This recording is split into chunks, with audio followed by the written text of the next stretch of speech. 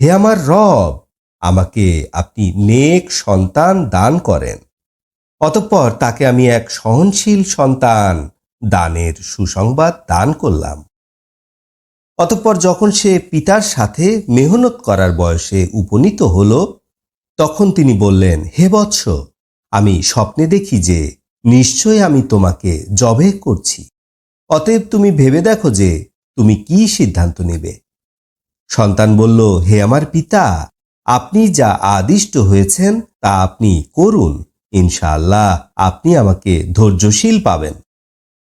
অতঃপর যখন পিতা পুত্র একমত হল এবং তিনি তার সন্তানকে কাত করে শোয়ালেন, আমি তাকে ডেকে বললাম, হে ইব্রাহিম, তুমি তোমার স্বপ্ন বাস্তবায়িত করেছ।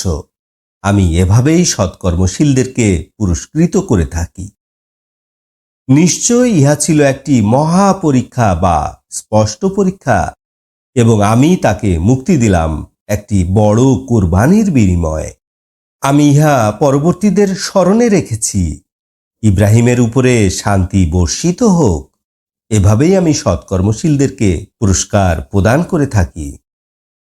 তিনি ছিলেন আমার বিশ্বাসী বান্দাদের মধ্যে অন্যতম। আমি তাকে ইসহাকের সুসংবাদ দিয়েছিলাম। তিনি ছিলেন নবী এবং সৎকর্মপরায়ণদের অন্যতম। আমি তার উপরে বরকত দান করেছিলাম এবং ইসহাকের উপরেও। তাদের উভয়ের সন্তানদের মধ্যে সৎকর্মপরায়ণ এবং নিজদের উপরে স্পষ্ট অত্যাচারী ছিল। এবং নিশ্চয় আমি অনুগ্রহ দান করেছিলাম মুসা এবং হারুনের উপরে। তাদের দুজনকে এবং তাদের জাতিকে আমি মহা মুসিবত হতে মুক্তি দিয়েছিলাম এবং আমি তাদেরকে সাহায্য করেছিলাম, ফলে তারাই বিজয়ী হয়েছিল। এবং তাদেরকে দিয়েছিলাম আলো দানকারী কিতাব এবং তাদের উভয়কে আমি সরল পথে পরিচালিত করেছিলাম।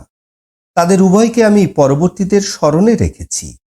মুসা এবং হারুনের উপরে শান্তি বর্ষিত হোক। এভাবেই আমি সৎকর্মপরায়ণদেরকে মুক্তি দিয়ে থাকি। তারা উভয় ছিলেন আমার মুমিন বান্দাদের অন্তর্ভুক্ত এবং নিশ্চয় ইলিয়াস প্রেরিতদের অন্তর্ভুক্ত ছিলেন। যখন তিনি তার জাতিকে বললেন, তোমরা কি সাবধান হবে না? তোমরা কি বাআলকে ডাকবে এবং সর্বোত্তম স্রষ্টাকে ত্যাগ করবে? আল্লাহ তোমাদের রব এবং তোমাদের আগেকার বাপদাদাদেরও রব। তারা পয়গাম্বর ইলিয়াসকে মিথ্যাবাদী বলেছিল। নিশ্চয় তাদেরকে শাস্তির সম্মুখীন করা হবে।